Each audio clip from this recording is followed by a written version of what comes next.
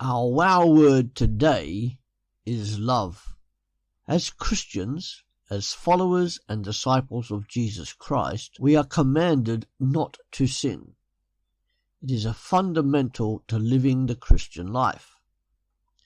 But what is sin, and what does that have to do with love, which after all is our wow word today? Let's read from Mark chapter 12. One of the teachers of the law came and heard them debating. Noticing that Jesus had given them a good answer, he asked him, "Of all the commandments, which is the most important?" Jesus replied, "The most important one is this. Hear, O Israel, the Lord our God, the Lord is one. Love the Lord your God with all your heart and with all your soul and with your entire mind and with all your strength. The second is this. Love your neighbour as yourself. There is no commandment greater than these." So, what is the correlation between sin and love? Essentially, sin is a failure to love God and a failure to love others. We break God's commandment when we do not show love to Him or to other people. How do we love God? The primary way of loving God is to love others. So says the Apostle John in 1 John chapter 4 verse 20. Oh, it's easy to love your friends and those you actually like. It's also easy to love those around you, including those you don't know.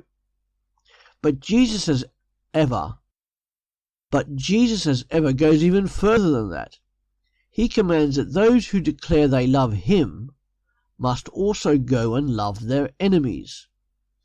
Jesus commanded His followers, or those who claim to be His disciples, to love those they don't like or are ever wanting to like. Now that's a bit radical, isn't it? We see constantly in the media and elsewhere that regarding our enemies we are to be confrontational or at best to just ignore them. How is it possible to love our enemies?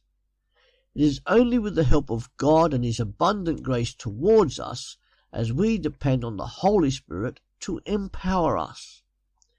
By relying on the power and strength of the Holy Spirit living within us, can we love all people, including those who are our enemies.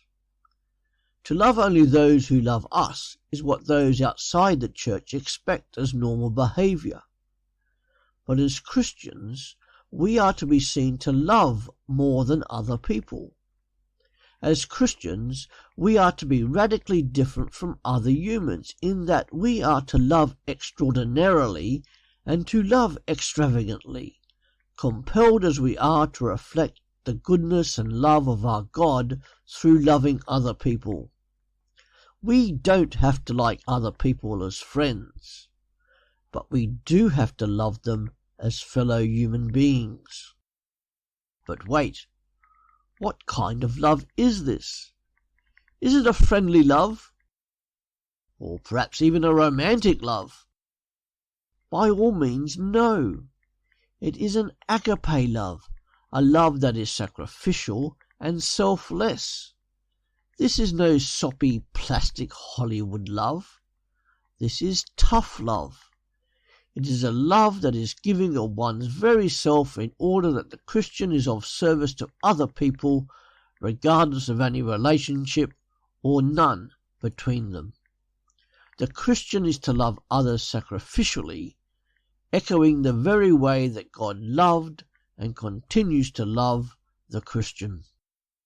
The Christian is to be so filled and magnetized with God's love and grace that it is a magnetic attraction to others outside the church of God's majestic goodness.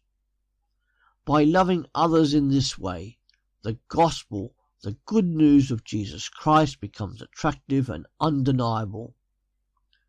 What would your town be like if the Christians in your town acted like that? Wow! The prime hallmark of being a Christian is to love God, and to show their love of God by loving others. And can we run out of this type of love? No, because it is always topped up by the grace of the God we love, adore, worship, and who activates because he lives within you. Our wow word is love. How's that for a wow word?